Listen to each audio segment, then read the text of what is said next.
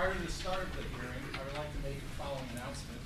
Anyone attending this public hearing who has not already done so should sign the attendance record, as this record will be used to confirm your attendance under the board's policy for public comment at board meetings. So please feel free to, if you haven't, go to the back of the room and sign up. My name is Jeff Steers. I am the Director of Regional Operations for DEP and the Acting Regional Director for the Fremont Regional Office. And I've been designated by the State Air Pollution Control Board as to conduct this hearing. With me today at the table here and out in the audience are a few members of DEP I'd like to introduce. First, Mike Dow, the Division of Air and Renewable Energy. And Angela Conrad, Karen Sebastiansky, Tom Ballou, James Kyle, and Trias Blocker. So, some members of our staff here at the agency. This public hearing is being held by the department in order to give interested persons an opportunity to be heard in regard to a proposed regulation. The authority to adopt this regulation can be found in the Virginia Air Pollution Control Law. This hearing is being held pursuant to the Administrative Process Act and Virginia Air Pollution Control Law. As required by law, notice of this hearing and the opportunity to comment was given to the public on January 8, 2018 in the Virginia Register. In addition, personal notice of this hearing and the opportunity to comment was given by mail to those persons on the department's list to receive notices of proposed regulation provisions. The subject under consideration today is the CO2 budget trading program, Part 7 of 9BAC 5, Chapter 140. This public hearing serves the purpose of receiving statements and recording the position of the organization you represent or your own personal view on the subject under consideration. All written statements filed with the hearing officer today become part of the official record, whether they are read in their entirety or summarized orally. Comments will be received today only on the subject under consideration. Because this hearing is not an adversarial proceeding, as in a court of law, statements do not need to be sworn, nor will there be any cross-examination. Debates between the individual speakers will be ruled out of order and will not be included in the official record. An electronic transcript is being taken of all comment. When you are called for your statement, please come forward to speak and speak distinctly, stating your name and the organization you represent, or the fact that you're speaking as an individual. To save time, you are requested to file any lengthy written materials for the record and summarize your statement orally. It is requested that a copy of your presentation be furnished for an entry into the public hearing record. Please limit your remarks to 3 minutes. We will let you know when you have 1 minute to go. Finally, please note that you may submit written comments on the subject under consideration through April 9th, 2018. So with that, we will begin the hearing, and Mr. Dow will announce the name of the speaker. Our first speaker is Glenn Bessa. Glenn Bessa, I'm speaking as an individual citizen of Virginia. First of all, thank you so much for having this hearing. It's critically important that we do this. I think that the record should include some foundational documents, including the Intergovernmental Panel Climate Change Findings from 2014, which is the 5th assessment report, also the Paris Accords, as well as the EPA's endangerment finding with regard to greenhouse gases emissions. These are all important, particularly if the agency is sued by industry that's not happy with what you do. I think it's also important to recognize that industry is not going to do carbon reductions voluntarily. They may misrepresent what they're doing, they may say they're doing it, but it's very clear that these regulations are critically important. Just to give you an example, last May, Dominion issued a press release with its with its IRP, its planning document, and that was to the SEC. It said, this is a quote, "The carbon footprint for a typical Dominion Virginia customer would shrink by as much as 25% over the next 8 years under one of the plans that they've submitted."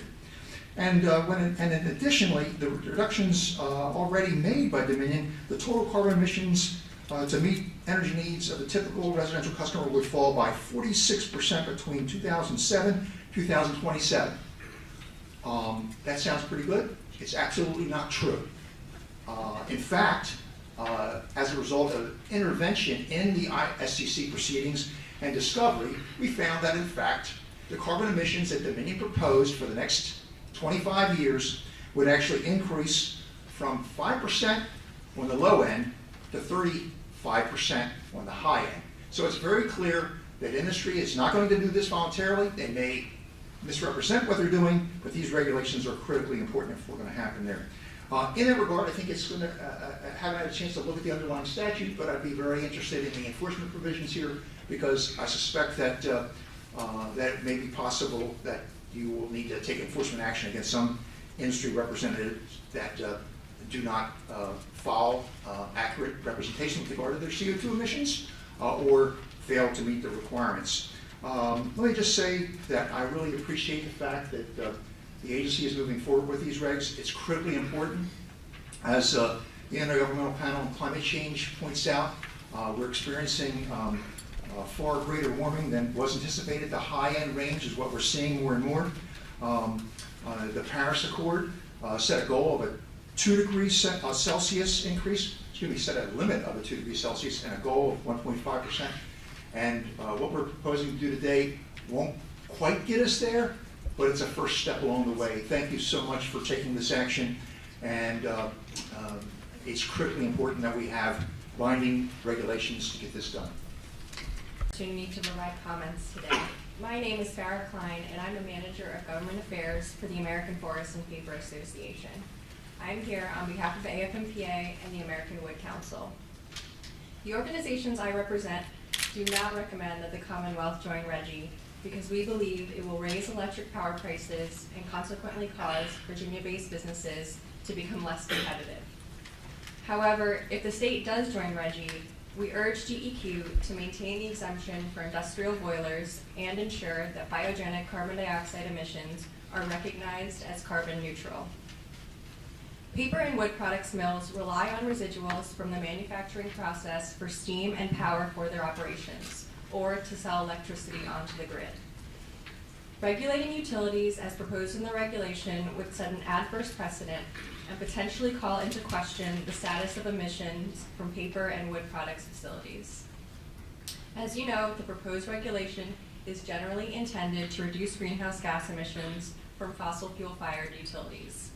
However, it would also apply to those biomass fueled utilities that co-fire with more than 10% fossil fuel. We believe that forest biomass, including forest products manufacturing residuals, should be treated as carbon neutral whether or not it is co-fired with fossil fuel. The carbon profile of biomass is not altered in any way simply because it is co-fired with other fuels. Making such a distinction is not scientifically supportable and is arbitrary given that the biomass portion of the fuel mix has the same physical and life cycle characteristics regardless of whether it is co-fired with 9% fossil fuel, 10% fossil fuel, or 90% fossil fuel. It is the biomass portion of the fuel mix alone that should be evaluated for net carbon emissions. Where timberland carbon stocks are stable or increasing, biogenic carbon dioxide emissions from forest-derived bioenergy should be counted as making zero contribution to the buildup of greenhouse gases in the atmosphere.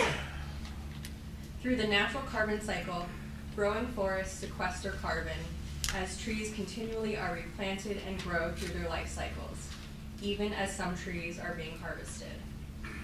The most recent data from the U.S. Forest Service indicate that timberlands in Virginia, the U.S. South, and the entire U.S. have highly positive net growth removal ratios. In Virginia, timberlands are growing more than twice as much wood as is harvested, while U.S. timberlands grow 94% wood than is harvested. We appreciate the opportunity to present our concerns to DEQ. Again, we feel that the carbon profile of biomass has no credible connection to the percentage of fossil fuels that may or may not be combusted at the unit. Thank you for the opportunity to provide comments. Appreciate the opportunity to speak before the board today. My name is John Magruder with Three Rivers Forestry Consulting in Tappahannock, Virginia. Currently, my firm manages over 75,000 acres of forest land for approximately 450 private landowners in eastern Virginia. I'm also Vice President-elect with the Virginia Forestry Association, a 1,500-plus member organization of forest landowners, foresters, forest product businesses, loggers, forest consultants, and a variety of individuals and groups who are concerned about the future well-being of Virginia forest resources with the purpose of encouraging wise use of forest resources in the Commonwealth for present and future generations. Through timber management processes such as thinning, forest landowners in Virginia depend on the ability of forest industry to use low-quality and low-value tree materials to maintain their timber stand. Thinning timber improves the health of the timber and increases the growth of the remaining pine or hardwood trees. Thinning timber stands is also recognized by the Virginia Department of Game and Inland Fisheries as an important way to improve habitat for deer, turkey, neotropical songbirds, threatened and endangered species such as the red cockaded woodpecker and bobwhite quail, a state species of concern.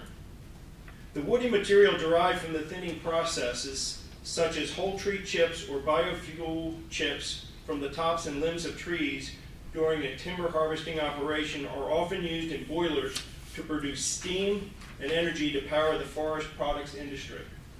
Furthermore, byproducts such as sawdust are used in kilns to dry lumber and produce electricity to run the sawmill operations or electricity to the grid. Landowners rely on the paper and wood products mills to use biomass residuals from the timber harvesting process. Regulating utilities as proposed in the regulation would set an adverse precedent and significantly reduce markets for low quality and valued forest products, thus eliminating the ability of forest landowners to maintain the health and productivity of their timber stands. There is also strong consensus that the use of residuals and biowaste for energy has significant greenhouse gas reduction benefits. Moreover, biogenic carbon dioxide emissions from forest-derived bioenergy categorically should be counted as making zero contribution to the buildup of greenhouse gas in the atmosphere where forest carbon stocks are stable or increasing. In addition, the carbon profile of biomass is not altered in any way simply because it is co-fired with other fuels. Therefore, I respectfully ask that the Commonwealth of Virginia should not join the Regional Greenhouse Gas Initiative. Number two, the DEQ should maintain the current exemption for industry boilers, and biogenic carbon emissions should be recognized as carbon neutral, irrespective of whether other fuels are co-fired. Thank you very much. Thank you. My name is Tyler Madison. I live in Chesterfield County, speaking as a citizen. Yes, we need a declining cap on carbon emissions affected by linking Virginia to RGGI, Regional Greenhouse Gas Initiative, and established emissions trading program. We would like to start with a lower base budget, such as 31 or 32, rather than 33 and 34 million tons. We need to plan to extend beyond 2030. It is a good step in the right direction to decrease fossil fuels in Virginia by participation in RGGI, and the General Assembly needs to actually join RGGI, enabling the state of Virginia to generate income from trading carbon. Oops. Sorry. Which is not addressed in ED 11. Okay, and one more thought. In order to address the environmental justice issue, as fossil fuel power plants are retired, DEQ should take care to ensure there are not disproportionate impacts to lower income communities and disadvantaged communities. Thank you very much.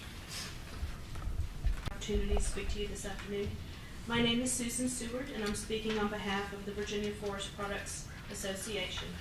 The FPA was founded in 1958, and our membership includes a variety of forest product manufacturers, including sawmills, paper mills, pellet plants, as well as related businesses such as trucking companies and machinery and heavy equipment dealers.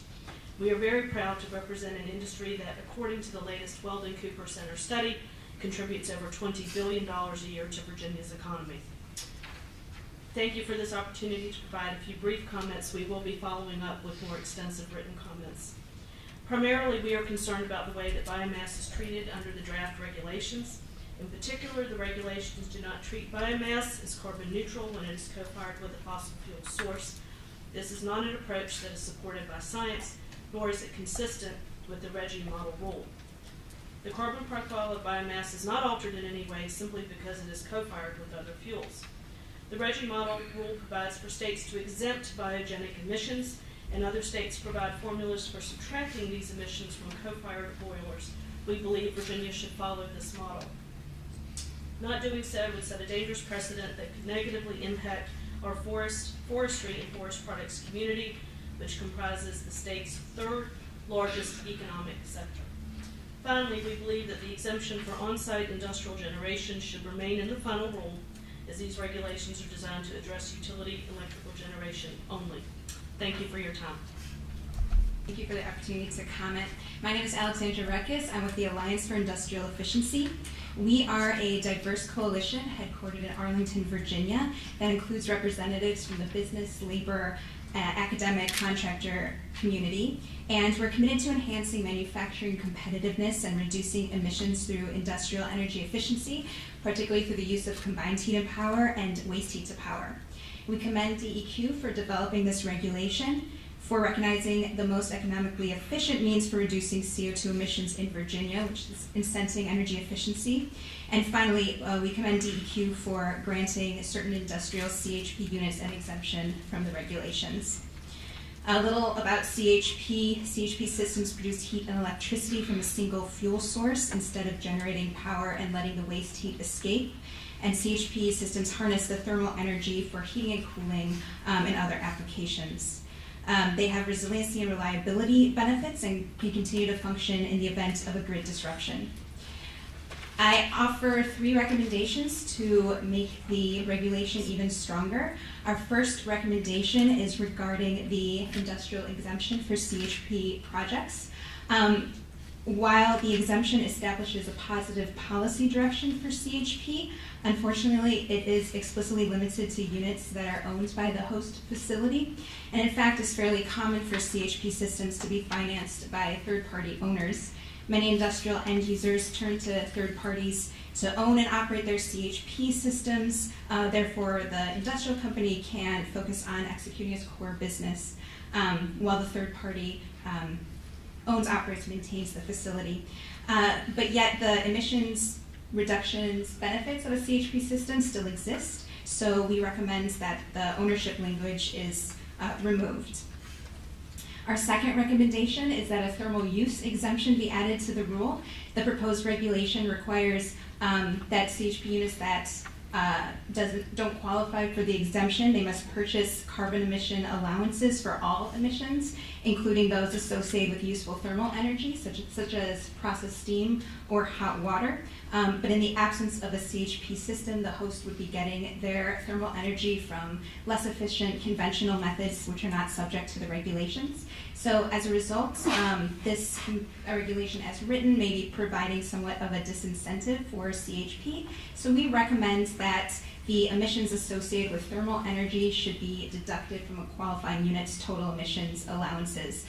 Massachusetts, in their RGGI rule, has done something similar. And finally, our final recommendation is regarding the 5% allowance set aside for energy efficiency. We commend DEQ for establishing this, and we think it can be even stronger by increasing it from 5 to 10%, and as well as explicitly list CHP as qualifying for set-aside funds. Even though DEQ has acknowledged that CHP is an energy efficiency measure previously, listing it as eligible will send that signal to potential project hosts. Thank you very much for the opportunity to comment. As it stated, I'd like to commend you on having this open forum today, and again, I also commend DEQ for making the first steps for this state to join with RGGI and try to limit our greenhouse gas emissions as best we can. I'm speaking to you today as an individual, as a retired ecologist, and I started talking about global climate change back in 1985. And back in the 80s, we had a CO2 level, a global CO2 level of about 350. the idea was that if we kept it at 350, we might have a chance of not greatly altering the entire planet's natural functioning. We've blown past that. I looked up the most recent reading for last month. We were at 408 parts per million of carbon. Most folks who have been looking at this for the last 30 years understand that we have basically been kicking this can down the road long enough that we've run out of road. And that means that whatever we do today has to be done to the maximum extent to prevent catastrophic damage, not just damage, but catastrophic damage, not only to Virginia, not only to the country, but to the entire planet. As an ecologist, I can tell you that if we do nothing, by the year 2050, we will have at risk somewhere between 18 and 35% of all plant and animal species. Think about what that means to anyone doing anything on this planet. We rely on functional ecosystems for our existence. If we compromise them, we've already compromised them a lot through other means. Global climate change means irreversible damage. Therefore, it is important that we recognize the immediacy of this problem and understand that we need to do everything possible to act as quickly as possible to try to turn this around. Whether we are successful or not is yet to be seen, but if we do nothing, I guarantee you the end result will not be anything anybody in this room wants to see. We have now got to the point where if we stopped all carbon emissions from all power plants this year, the latest scientific evidence is we would only then have a 50-50 chance of reaching the climate accord agreements in Paris. A 50-50 shot if we stopped all carbon emissions entirely from power plants this year. We know that's not going to happen. But any steps we take to at least lower our emissions, and by the way, last year was the first year that global climate emissions of CO2 actually went up. So instead of stepping on the brakes, we're stepping on the accelerator. We need to think about what we're doing to this planet, and I urge you to take the most stringent measures possible when you consider joining RGGI. Thank you. I'm Rainey. I represent Northern Virginia Electric Cooperative. We're a cooperative that serves 6 counties up in Northern Virginia outside of the D.C. area. I appreciate the opportunity to have these public comments in front of the DEQ. We think that it's important that we're all wise stewards of the environment. I'd like to speak specifically about the biomass plant. We built a biomass plant down in South Boston, Virginia. Our customers wanted more renewable resources into their portfolio, and so we built a biomass plant to provide them that. And I'd like to tell you the true story about the biomass plant. We only burn biomass. We don't clear any trees. We don't put loggers out to cut trees to fuel our plant. The only thing we burn is waste wood. The loggers go into the woods and they cut out the high-priced timber that they send to mills that are used to make lumber, furniture, cabinets, flooring, plywood, those type of things. When they go into the forest, about 30% of the tree is left over. It's unused. Small limbs, crooked branches, things like that that have no dollar value impact to the mill. And so they're left with the issue. The landowners want all of their land cleared off. They don't want any residual piles of waste wood laying across their land. If they do, that reduces the amount of trees they can regrow. Trees are a cash crop to them. They want to grow as many trees as possible, so they want the land cleaned up. One way to clean that up is to pile all that waste wood up and just burn it on site. Open fire, uncontrolled, all of the particulates, ash, all of the greenhouse gases, sulfur dioxide, nitrous oxides, whatever in it, will just go into the air, the CO2 as well. You also lose the heat into the air. There's no value for the heat. It's just lost into the atmosphere. In our area, there's an excess of 1 million tons of waste wood every year. 1 million tons of waste wood within about a 50-mile radius of our power plant. So you can imagine burning that every year in open fires. It's not a good solution. The other solution is they hire chippers. We have people who own chipping equipment. They come to those sites and they chip up that wood to smaller pieces and they deliver it to our power plant. Now we take the same wood and we burn it in a controlled environment. The DEQ issues to us an air permit. We're limited on the amount of carbon that we can emit. We're limited on the amount of SO2 or nitrous oxides that we can emit. So instead of being an uncontrolled open fire, now we burn it in a controlled environment. So it cleans up the otherwise lost stuff that being an open fire.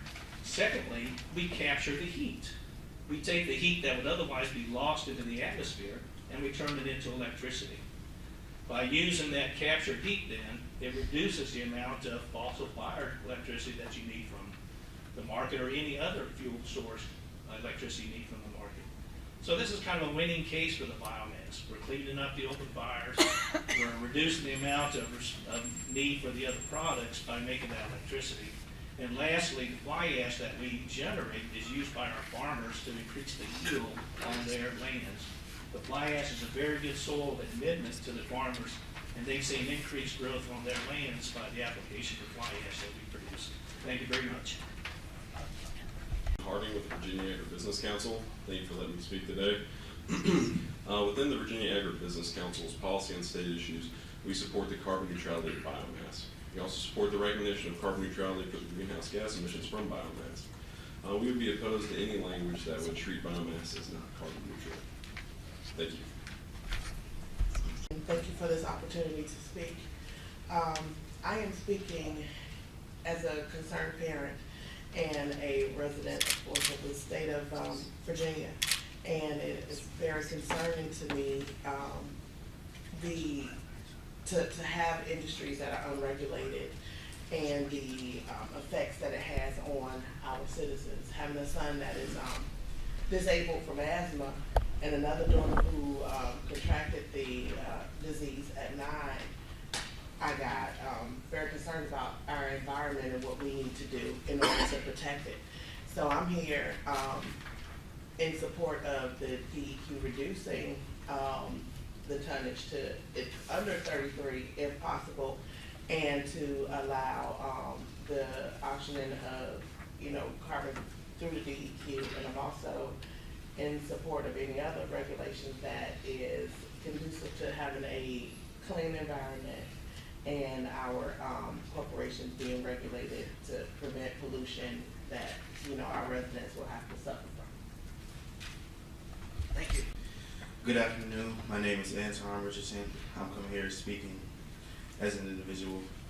I'm 17 years old and I was born in downtown Newport News, and I have chronic severe asthma. I've been having asthma all my life, and it restricts me from playing sports because of how severe it is. I am in support of Virginia's CO2 budget trading program, base budget being 33 million tons under, and accordingly by 3% per year. I also think that all Virginia fossil fuel power generating units should be not exempt from the requirements of the regulation. I also support Virginia DEQ being able to auction all carbon allowances in addition to the proposed assignment auction format. And this is why I support the carbon reduction program. Everyone, my name is Ron Jenkins, and I represent the Virginia Loggers Association.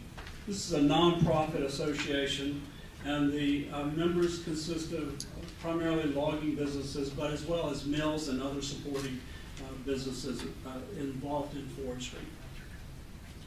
Our membership has placed their faith in the science that states that biomass is carbon neutral. They've invested their livelihoods and their families and their future generations and sustainability on that concept. And in Virginia, most of the forests are privately owned, yet available to society for their beauty and environmental benefits. Our government and policymakers have partnered with the corporate world to make reforestation a high priority. Today, our forest products industry ranks as Virginia's third largest contributor to our economy and provides billions of dollars in environmental benefits such as cleaner water and air and others. Biomass has become an important component of Virginia's energy policy. Many of our members invested millions of dollars in their equipment to provide biomass to utilities across Virginia and to participate in the energy market. We ask that any future regulation recognize these investments made by our mills and logging businesses, as well as the renewable natural quality of our forests. Some areas of the proposed amendments would require our mills to add further investment into monitoring. However, what we believe is that, and we ask that DEQ reconsider and remove any additional requirements on biomass-based input sources, whether in whole or used solely or in part as the input source. And we ask that you continue to treat our biomass as a carbon neutral and do not require additional efforts in that regard. Finally, we ask that DEQ maintain the current exemption for industrial boilers. We thank you for this opportunity to speak today. Christiana Reader, and I come here as a citizen, and I'm not prepared for this. I try to keep this quick, but I'm also very conflicted by this because the whole idea of cap and trade has me a little bit confused by what that really means. The end result as a mother, as a citizen, is that we have to turn this thing around, and whatever that takes. I'm concerned that that we're only considering the carbon gases. We need to consider all the gases, methane, and this in particular with the pipelines that are being proposed and that are fast on the way of tearing through our state. We say that, we don't have fracking in the state, that's in West Virginia, the water, the air, the pollution does not see state borders. If we have pipelines coming through here, that means that we're supporting fracking. And I'm also concerned with all the going over the controls with the crossing the streams and the rivers, that those have somehow been pushed aside. I'm very concerned about that, and I'm doing everything I can to fight with, and even though I feel like Doc Quixote fighting windmills, this has to stop. And I'm also very concerned with, in particular, the more vulnerable communities, members of community, the minorities, members where these pipelines and the infrastructure seems to affect the most. And as I mentioned here with the asthma in our children and other health issues. So, thank you very much. And I'm Aguilar, and I represent Food and Water Watch. It's a national nonprofit that fights to protect our food and water resources and combat climate change. I'm here on behalf of our 51,000 Virginia supporters to express our strong opposition to Virginia linking up to the RGGI program.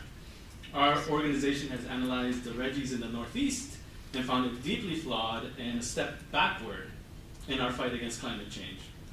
The Virginia plan can't be fixed because it's part of a larger structural problem in RGGIs. One, it sets emissions caps too high. The two cap choices Virginia is considering are too high because all the states in the RGGI set them too high, so DEQ is not even pretending it will lower the cap. Two, RGGI will facilitate a shift from one harmful fossil fuel, coal, to another equally irresponsible and damaging fossil fuel, and that's frack gas. Because RGGI only addresses carbon dioxide emissions. All the states do this, it's on purpose. In 2005, coal accounted for around 21% of electricity production in RGGI states, while natural gas was around 25%. By 2015, those numbers have changed to approximately 7% coal, 40% natural gas. So RGGI aids and abets the extreme extraction of natural gas because the program makes absolutely no accounting for methane emissions, a much greater short-term impact on climate than does CO2. RGGI never has and never will address methane. It's not part of any programs in the state, so Virginia will not do it. RGGI then means more frack gas, more pipelines, compressor stations. The Mountain Valley, Atlantic Coast, and Western Marcellus pipelines are assured if RGGI passes. With RGGI, though, the worst part is that Virginia officials are rolling out a dangerous Trojan horse. into Virginia's climate change movement. And we are letting them do it. Why? Because no one is explaining the trade in cap and trade. Here is an opaque virtual market with investors that allow companies to participate in a pay-to-pollute scheme. So a pay-to-pollute scheme. Effectively, a company in Virginia can emit more CO2 than normal if it buys emissions credits from a facility, potentially in another state. So how is that progress? It could pollute more by buying credits from another state. We should not be fooled again by trading markets and market mechanisms which are inaccessible or challengeable by local community members, particularly low-income and people of color, who are disproportionately impacted by these emissions. Our neighbors in the north keep saying RGGI is a good first step because it tackles a small piece of the CO2 problem. Did I mention that not all facilities in Virginia would be capped? So they say, cap CO2, admit it has big bad loopholes, like biomass, but justify it because it will give cities extra money to deal with some pressing needs. That's unacceptable. We should not accept half measures that implement market mechanisms that led to the problems in the first place. Virginia should set clear benchmarks and standards for achieving 100% renewable energy from the sun and wind as soon as possible. There's a bill to do it by 2035. We should leave RGGI in the dustbin so Virginia is not distracted from real solutions. Thank you. I'm from Charlottesville, just speaking as a citizen today, and gosh, until that last presentation, I was here to say, yes, this is a great idea, but now I'm thinking. But anyway, I do think that so far that I'm thrilled that Virginia is going this far, taking this route. But of course, there's just a few tweaks that would be great if you could do. One is the fact that you're just set out a regulation that only lasts till 2030. That's so close, and there's so much more that needs to be done. And setting a reduction of 30% when RGGI has clearly already gone up to 35 is much too unambitious. I think Virginia needs to move forward and do it in a stronger way. One of the other issues that's a problem is the environmental justice things that other people have talked about, I'm sure. And we just have to make sure that what we're not doing is moving carbon from one area to another, so we're not impacting disproportionately the groups that are most vulnerable. People in low-income communities who don't have a lot of options and already breathing bad air. We don't want to make it any worse for them. That would certainly be a bad thing. So if we can find a way to keep that from happening, that would be great. Definitely biomass needs to be included as an issue. The jury is out on whether it's in fact carbon neutral. There are certainly scientific views on both sides of that issue. So I think in light of that, we need to include biomass. So thanks very much.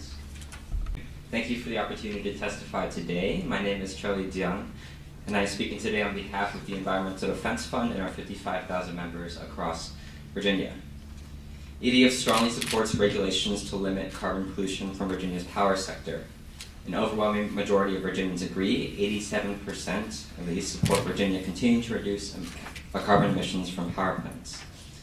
By finalizing action to reduce carbon pollution from power plants and mitigate the dangerous impacts of climate change, Virginia can protect families and communities while creating jobs and growing a clean energy economy. Enormous progress is being made across the country to cost-effectively cut carbon pollution from the power sector and deploy cleaner sources of energy. The lifetime cost of utility-scale solar and wind is falling quickly. In Colorado, for example, recent data shows that solar or wind plus energy storage is now cheaper than coal. Clean energy now employs more than 4 million Americans, and meanwhile, across the U.S., major power companies are committing to deep carbon reductions. This trend is only set to continue, and Virginia has the opportunity to lead the way. We urge DEQ to expeditiously finalize a regulation that will meaningfully cut carbon pollution from the power sector, consistent with nearly full emission reductions by mid-century. EDF supports enabling trading between states and the Regional Greenhouse Gas Initiative in order to facilitate flexible compliance and drive cost-effective emission reductions. EDF also supports a consignment auction approach and inclusion of an emissions containment reserve, and we stress the importance of early emission reductions given that carbon dioxide is a long-lasting pollutant, and urge DEQ to look to continue deep reductions beyond 2030. EDF urges DEQ to ensure Virginians who are overburdened by pollution, including people of color and people of low income, are not disproportionately impacted. This begins with a public process, and we appreciate DEQ holding 6 public hearings, including in evenings, and encourage the DEQ to continue transparent and meaningful public engagement. We encourage the agency to undertake ongoing analysis and monitoring of the environmental and economic impacts of this rule may have as it is being implemented, and to take appropriate steps to mitigate any potential impacts to overburdened communities in the state. By cutting carbon pollution, Virginia can truly lead on climate action, safeguard our communities, and usher in a clean, prosperous future for my generation and for all those to come. Thank you for the opportunity to speak today, and we'll be submitting written comments as well. Opportunity to speak today. My name is Harrison Wallace. I represent the Chesapeake Climate Action Network. We are a regional group that is supporting climate stability here in DC and in Maryland. We have over 20,000 supporters in Virginia. We support this plan. We think there are a few tweaks, but it is a great first step towards curbing our addiction to fossil fuels. I know 4 things that we would love to see improved in the plan, and many of them have already been mentioned, but one is to continue the carbon cap past 2030 and to make sure that we are continuing to ensure these regulations go way beyond that so that we can continue to shift away from fossil fuels. We also are pushing for a stronger starting cap that would start between 30 million and 32 million tons in 2020. And one thing that's come up a lot today is biomass. We think that fossil fuels such as coal and oil and gas are not the only dirty fuels that produce power.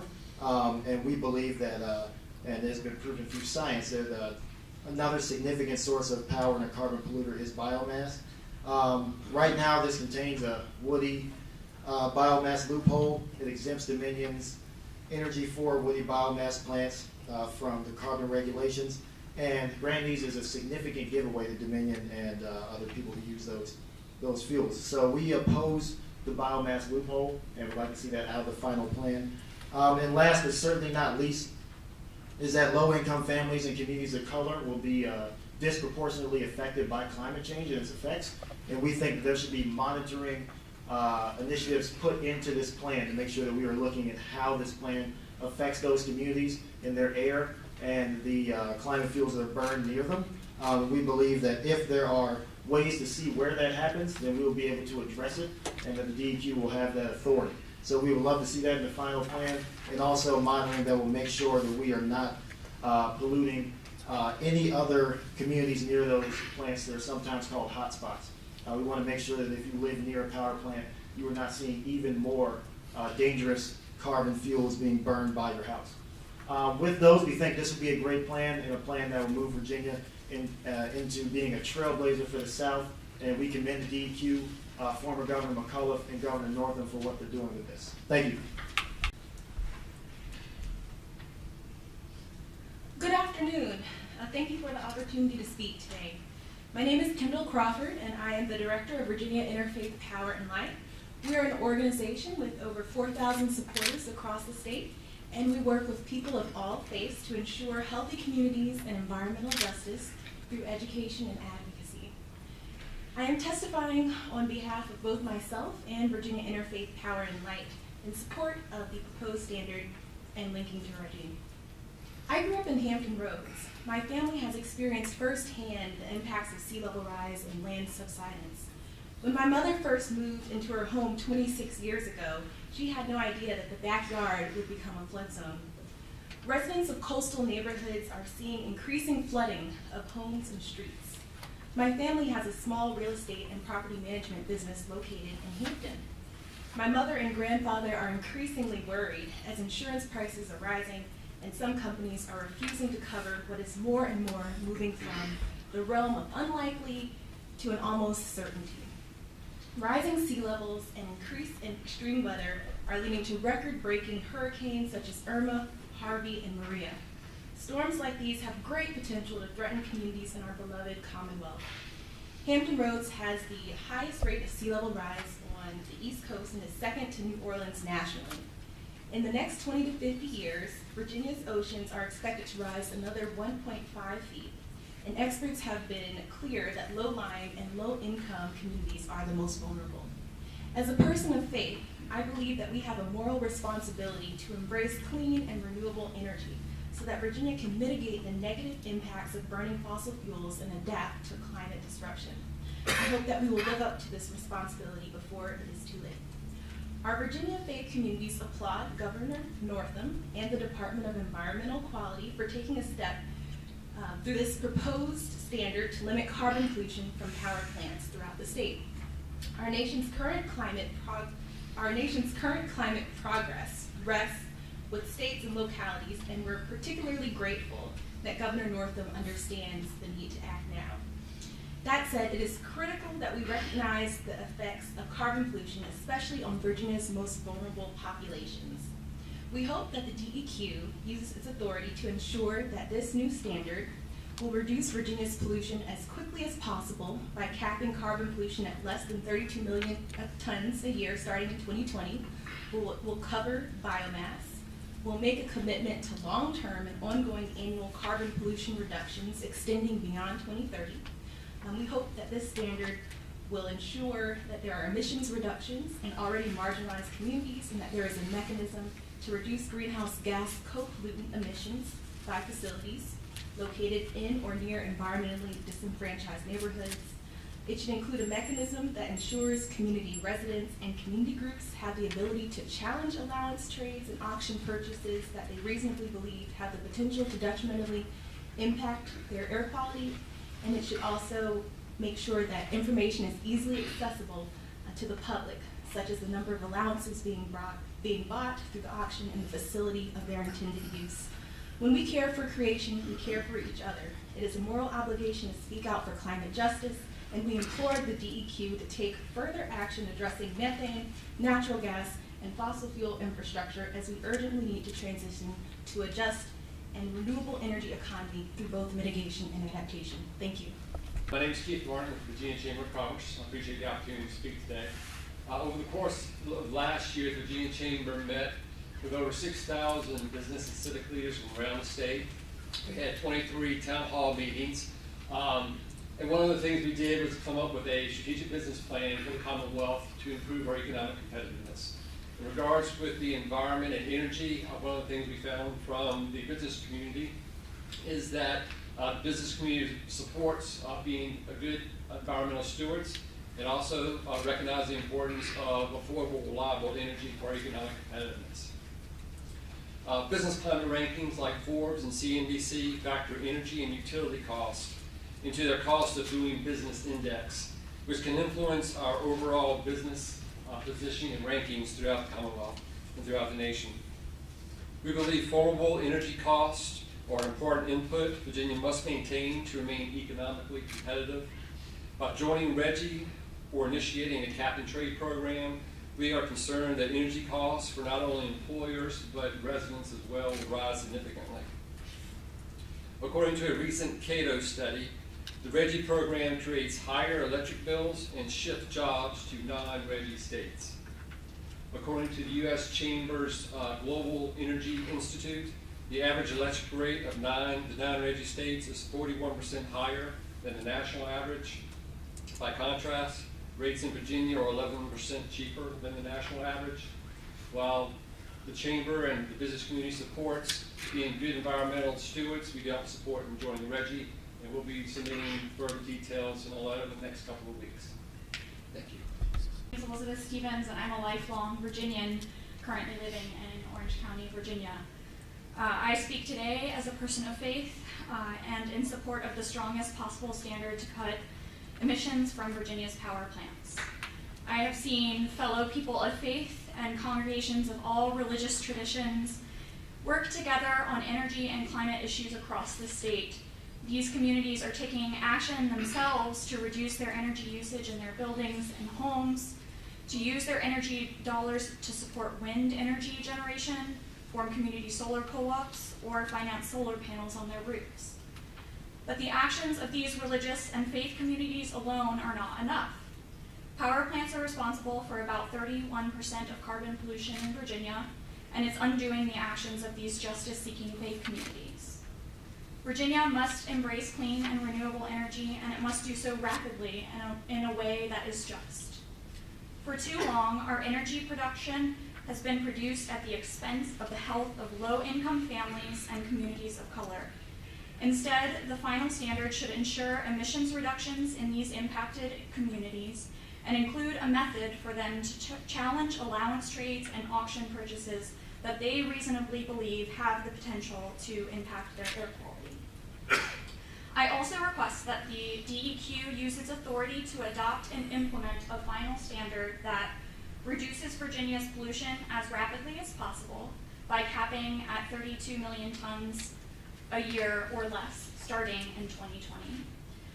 Covers carbon pollution from biomass facilities, which can cause as much climate pollution as fossil fuel power plants, and makes a commitment to continued annual carbon pollution reductions in Virginia extending beyond 2030.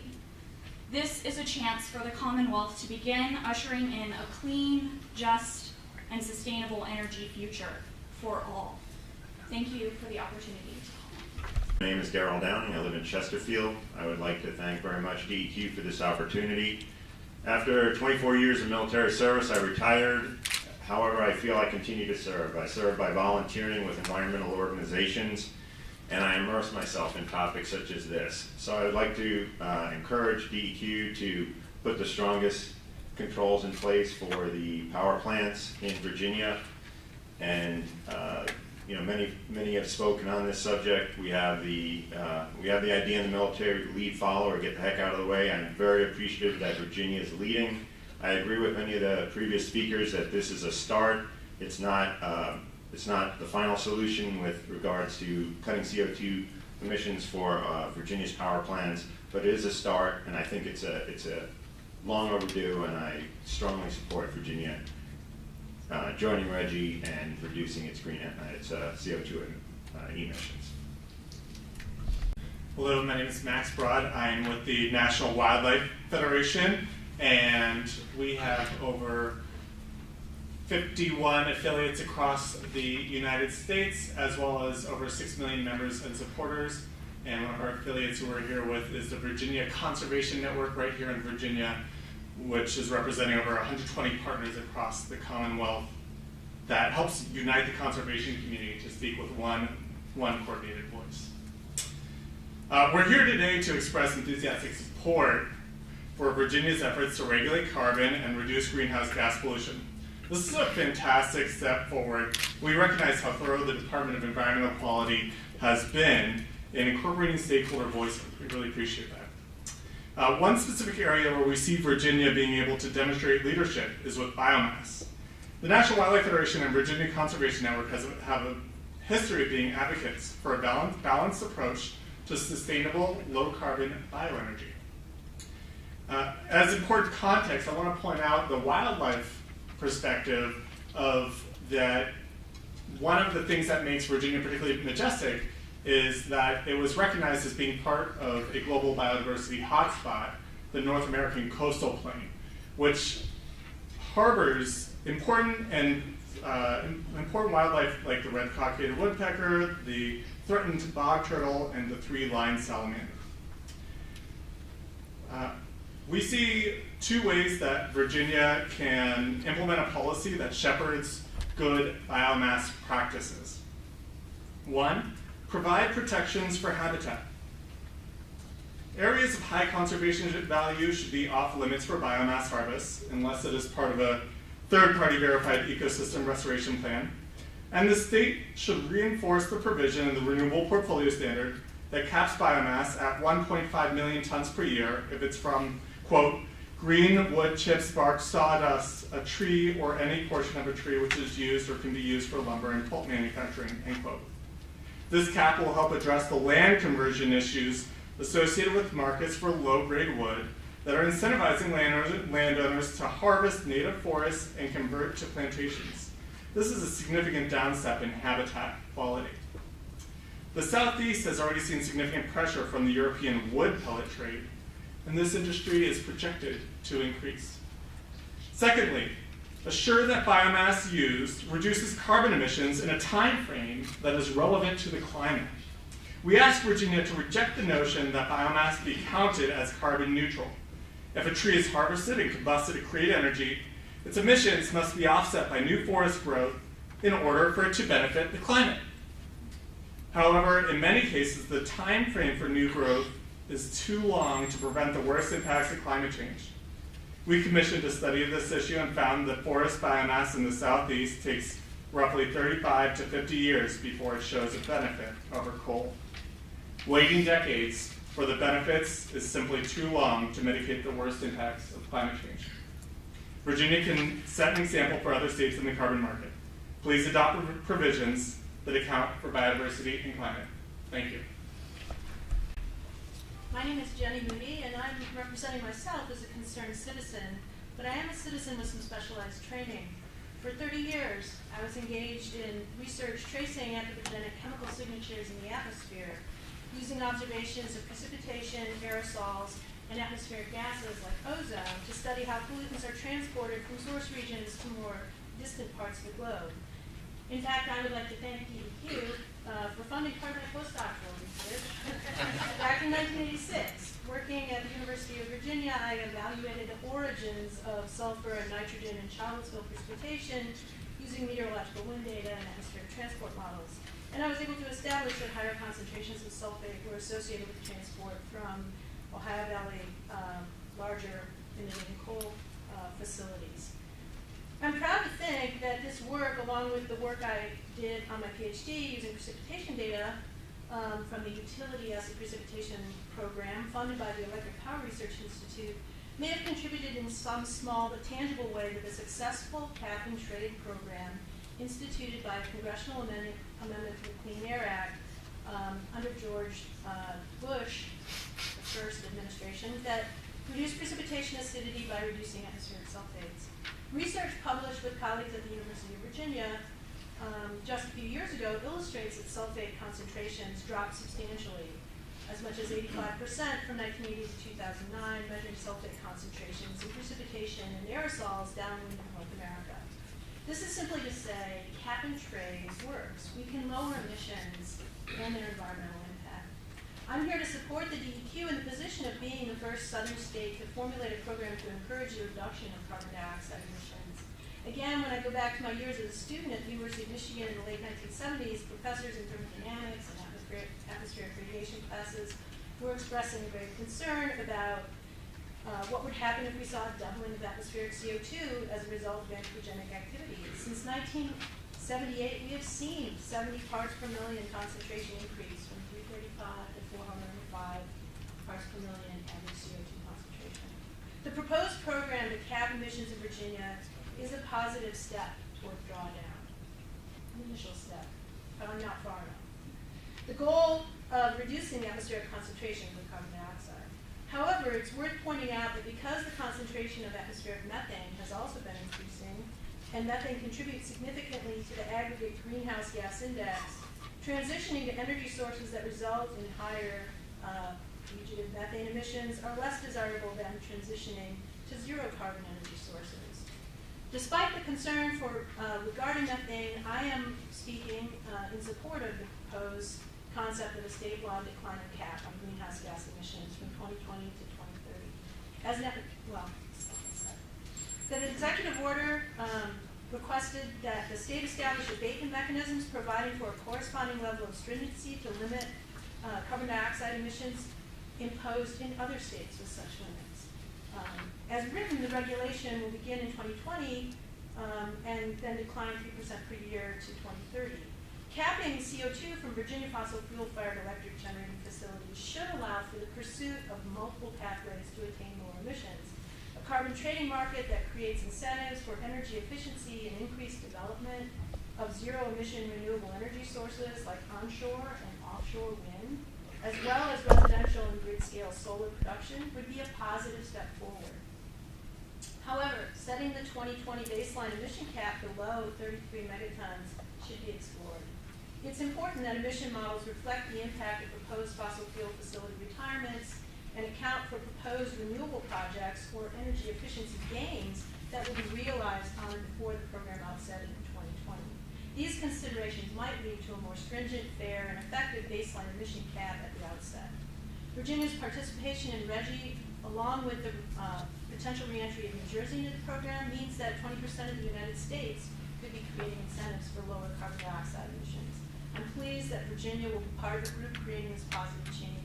Additionally, Additionally, the implementation of this program should have enhanced benefits, including air quality improvements beyond CO2, particularly to the extent that present fossil fuel generation is replaced by zero carbon renewable sources like wind and solar. Thank you for the opportunity to address this important issue that affects all current and future residents of Flagler. Of Henrico County, Virginia. Members of the Department of Environmental Quality. Cataracts, macular degeneration, problems in seeing. These are problems that I've had. I'm 74 years old. 350 parts per million has been listed as critical, important to stop at. But we're now over 400. Much important information has been shared at this hearing and otherwise. Recent documentation shows that this agency has a seeing problem. Seeing what businesses present, but not seeing what the rest of us see as correctives for dangerous practice and policy. This has been documented in a recent book called The Climate of Capitulation by Vivian Thompson, and it provides us an opportunity to correct our problem seeing. I encourage our Department of Environmental Quality to work on this matter. I think it's critical. Thank you very much. My name is Michael Keegan, and I'm from Henrico County. Now I'm providing these comments on behalf of my granddaughter, who isn't quite ready to speak yet. Most of us in this room won't live to see nearly as much harm caused by global warming as she will. She expects to be alive in 20 to 50 years, by which time the Virginia Institute of Marine Science estimates that another 1.5 feet of water and a sea level rise will have occurred.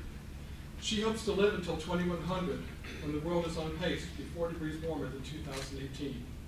She implores the DEQ to use its authority to adopt and implement the following in the final standard. The plan should cap and reduce carbon pollution as rapidly as possible, beginning as soon as possible. We are already way behind where we need to be. Based on starting as quickly as possible, the base year should be 2019, and the base year estimate should be around 20 million tons. I'm in favor of her plan. The plan should cover carbon pollution from all power plants, including the biomass facilities, which can be more climate polluting than fossil fuel power plants. The plan should set the expectations of continual annual carbon pollution reductions in Virginia after 2030. The plan should allow for closely monitoring the implementation in order to respond to instances of disproportionate environmental burdens experienced by any communities, especially low-income and vulnerable communities that have traditionally borne the brunt of pollution. In this case, her generation is going to bear the brunt of polluting that we're doing now.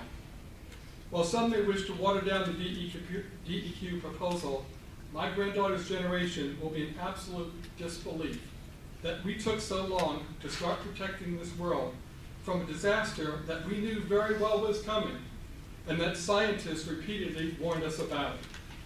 While some may think her goals to be unrealistic, her hope is simply for her generation to survive.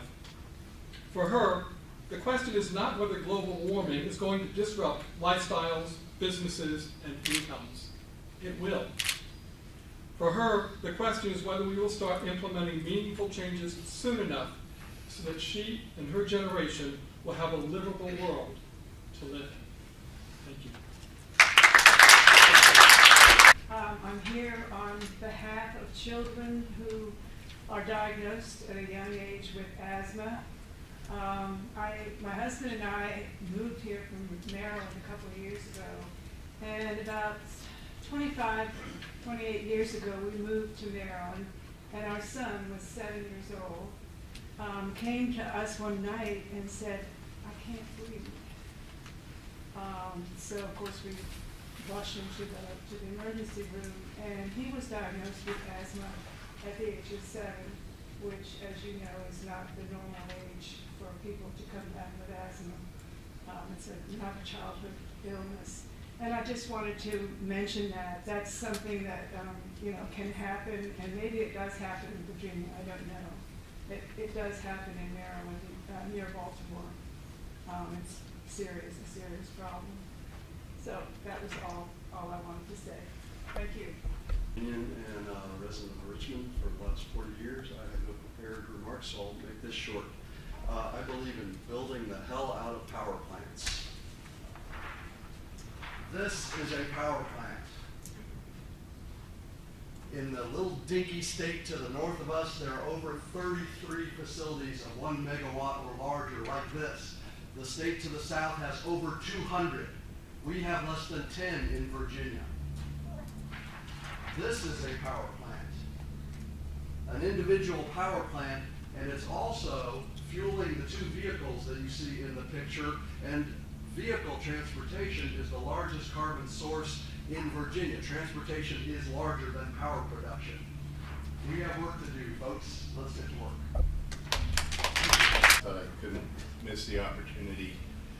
I don't think. Can you identify yourself, sir? Yeah, I'm sorry. Michael Stump's my name. Thank you. I've been Richmond, Virginia resident since 2000.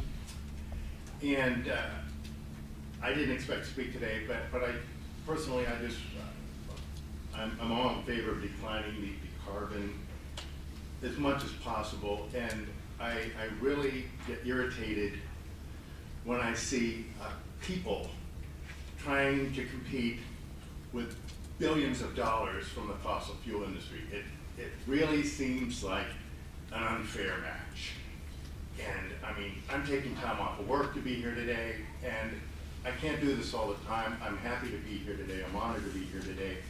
I just want to say that I don't see how we can develop any new fossil fuel infrastructure in Virginia and say that we're really keeping an eye on the future.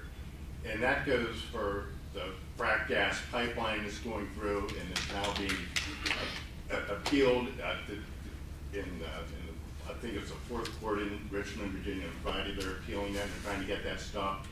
And I think we need to stop it. I don't see how you can develop anything new with fossil fuel infrastructure, any new generating, like the gentleman ahead of me. It's got to be renewable. That's all I really have to say. Thank you very much.